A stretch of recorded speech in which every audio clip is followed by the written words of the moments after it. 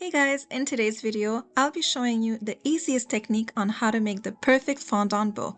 If this is something that interests you, well, keep on watching.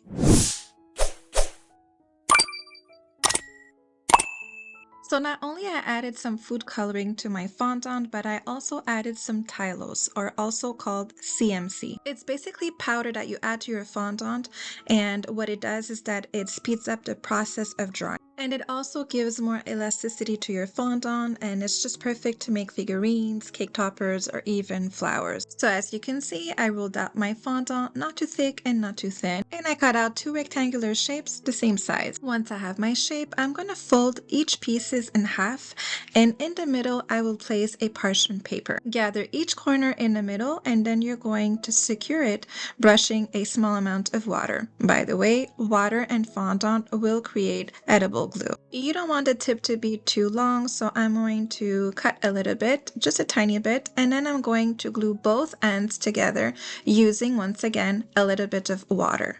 To secure the bow, we're going to attach a centerpiece.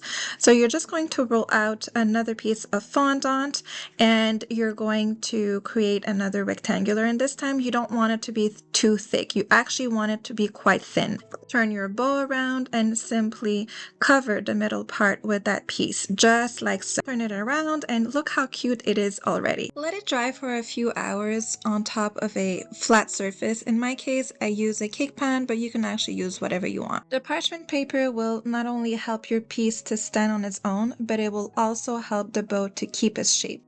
To make the ribbon is super simple. It's simply rolling out some fondant, not too thick and not too thin, and you're going to make a rectangular shape. Once you have that, you're simply going to cut out the ends into this shape.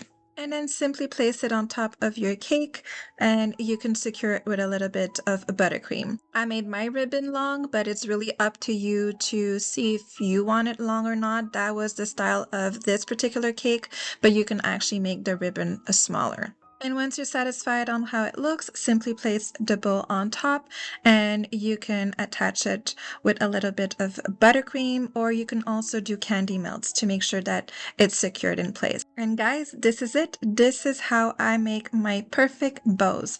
This is so cute, and it would actually be perfect for a Minnie Mouse cake.